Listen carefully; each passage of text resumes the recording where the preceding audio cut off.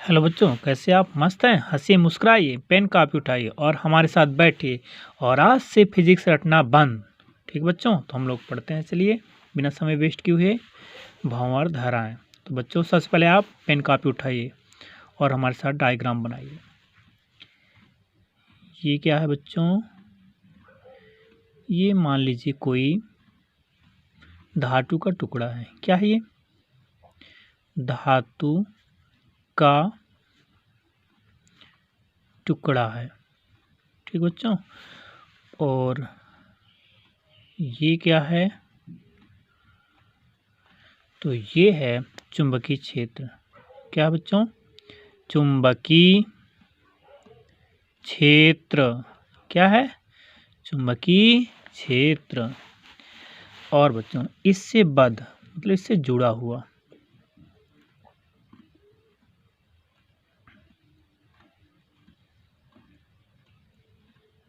ये क्या है बच्चों? ये है चुंबकीय फ्लक्स। क्या है? चुंबकीय फ्लक्स है। इसका नाम लिख सकते हैं चुंबकीय फ्लक्स। ठीक है बच्चों, तो देखिए, आप डेफिनेशन समझने की कोशिश करना। जब हम धातु के टुकड़े को इस प्रकार चुंबकीय क्षेत्र की ओर ले जाते हैं, या ऐसे आप कह सकते हैं, जब कोई धातु का टुकड़ा चुंबकीय क्षेत्र की ओर इस प्रकार गति करता है। क्या? इस प्रकार गति करता है कि उससे बद्ध चुंबकीय फ्लक्स में क्या हो जाता है? परिवर्तन हो जाता है। परिवर्तन हो जाता है। तो धातु के संपूर्ण आयतन में क्या? इस धातु के संपूर्ण आयतन में क्या होता है? प्रेरित धारा उत्पन्न हो जाती है। क्या होता है? धातु के संपूर्ण आयतन में प्रेरित धारा उत्पन्न हो जाती है, जो धातु के गति का विरोध करती है। ये क्या करती है? धातु की गति का विरोध करती है। और ये कैसे होती है? जैसे जल में क्या? जल में भंवर धाराओं के जैसे होती है, इसलिए इसे हम भंवर धाराएं कहते हैं। ठीक बच्चों, रिपीट कर देता हूँ डेफिनेशन, दोबारा सुन लीजिए। जब कोई धातु का टुकड़ा किसी चुंबकीय क्षेत्र में इस प्रकार गति करता है कि उससे बद्ध चुंबकीय फ्लक्स में परिवर्तन हो जाता है। क्या? धातु के टुकड़े से बद्ध चुंबकीय फ्लक्स में परिवर्तन हो जाता है, तो धातु में प्रेरित धारा उत्पन्न हो जाती है, जो धातु के टुकड़े का गति का विरोध करती है। और ये कैसी होती है? जैसे जल में उत्पन्न भंवर धाराओं की तरह होती है, इसलिए इसे हम भंवर धाराएं कहते हैं। ठीक बच्चों, अब नेक्स्ट पॉइंट पे आते हैं। भंवर धाराओं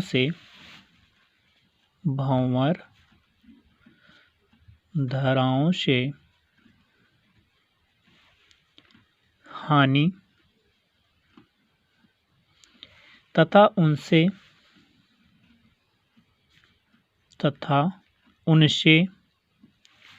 बचाव के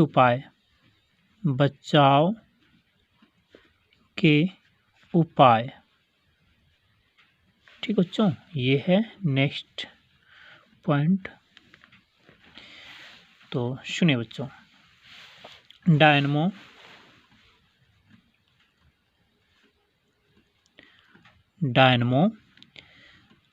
और मोटर की आर्मेचर कुंडलियों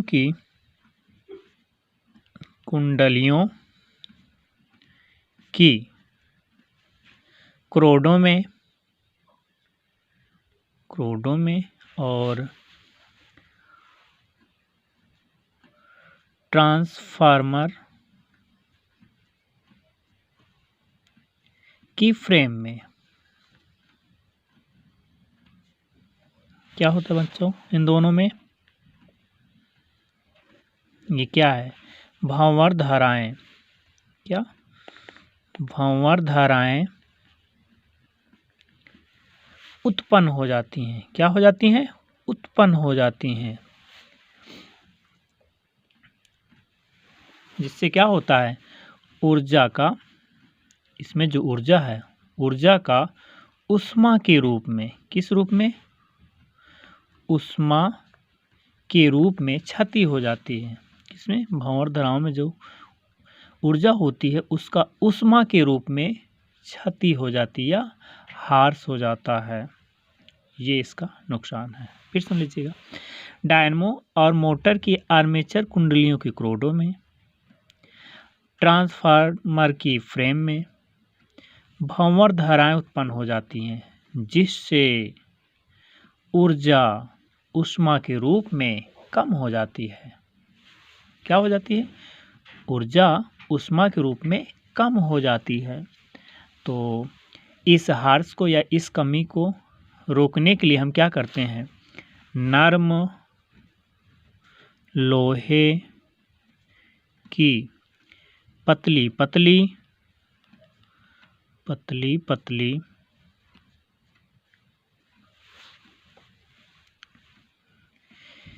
पत्तियों को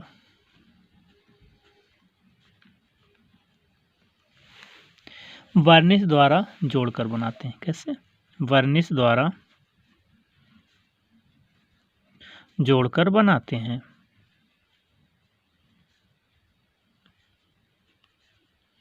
तो इससे क्या होता है बच्चों?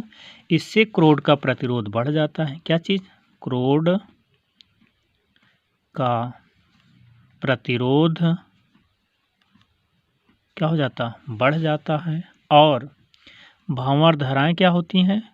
भंवर धाराएं कम हो जाती हैं या क्षीण हो जाती हैं। ठीक बच्चों, आप देखिए इसका उपयोग, भंवर धाराओं का क्या उपयोग है। नुकसान है तो इसके कुछ न कुछ तो फायदे भी होंगे। तो हम लोग देखते हैं उपयोग। देखिए बच्चों इसके कई उपयोग हैं। पहला, चल कुंडली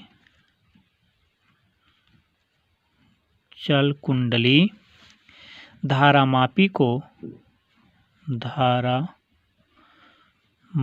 को दोलन रुद्ध बनाने में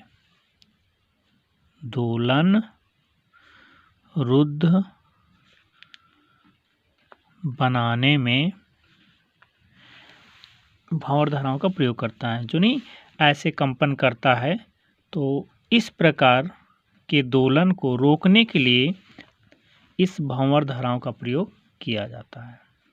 नेक्स्ट पॉइंट देखिए बच्चों,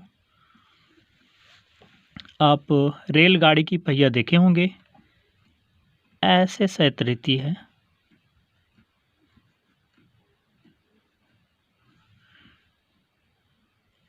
ऐसे पहिए इसकी रहती है। और इसमें क्या होता है, जो घूमने वाला होता है इसी के पास एक ड्रम लगा रहता है बच्चों। क्या लगा रहता है? ऐसे ड्रम लगा रहता है। इसका क्या नाम है? ड्रम। तो देखिए वैद्युत ब्रेक हम लगाएंगे तो क्या करते हैं? क्या वैद्युत ब्रेक में इसका हम प्रयोग करते हैं। वैद्युत ब्रेक में कैसे करते हैं सुनिएगा। रेलगाड़ी की पहिया में एक ड्रम लगा होता है जो पहिया के साथ घूमता रहता है। तो पहिया को रोकने के लिए जब हम ब्रेक लगाते हैं तो कैसे पहिया रुकती है, तो ध्यान से सुनिए। जब पहिया को रोकना होता है तो हम ड्रम में क्या करते हैं? ड्रम में प्रबल चुंबकीय क्षेत्र लगा देते हैं। क्या ड्रम में क्या लगा देते हैं? प्रबल चुंबकीय क्षेत्र लगा देते हैं। क्या करते हैं, जब पहिया को रोकना होता है तो इसके ड्रम में हम प्रबल चुंबकीय क्षेत्र लगा देते हैं। तो क्या होता है बच्चों, ड्रम में भंवर धाराएं उत्पन्न हो जाती है। इसमें क्या उत्पन्न हो जाती हैं, भंवर धाराएं उत्पन्न हो जाती हैं, और ये क्या करती हैं, गति को रोक देती हैं। इस प्रकार हम भंवर धारा का प्रयोग रेलगाड़ी की पहिया को रोकने में भी करते हैं। नेक्स्ट पॉइंट देखिए बच्चों, थर्ड पॉइंट क्या होता है इसका उपयोग। देखिए, जब इसका प्रयोग हम करते हैं प्रेरण भट्टी में भी। किस में बच्चों, प्रेरण भट्टी में इसका प्रयोग करते हैं। कैसे बच्चों, समझने ध्यान से समझिएगा। ये क्या है, कोई जैसे पिघलाई जाने वाली धातु है। क्या, पिघलाई जाने वाली ये धातु है, ठीक है बच्चों। और इसको हम प्रत्यावर्ती धारा से उत्पन्न चुंबकीय क्षेत्र में, ये क्या है बच्चों, चुंबकीय क्षेत्र है, ठीक है, ध्यान समझिएगा।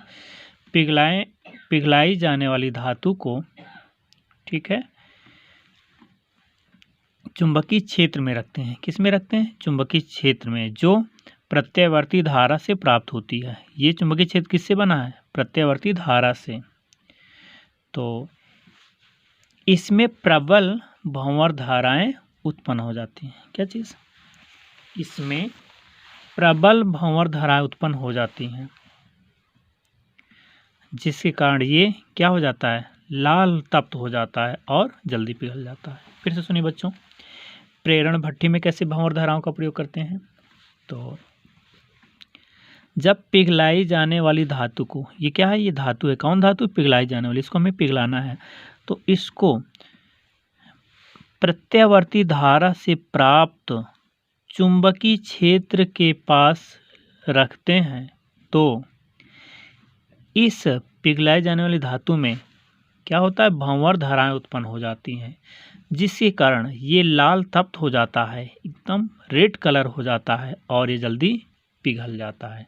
तो इसमें भी भंवर धाराओं का प्रयोग किया जाता है। थैंक यू बच्चों।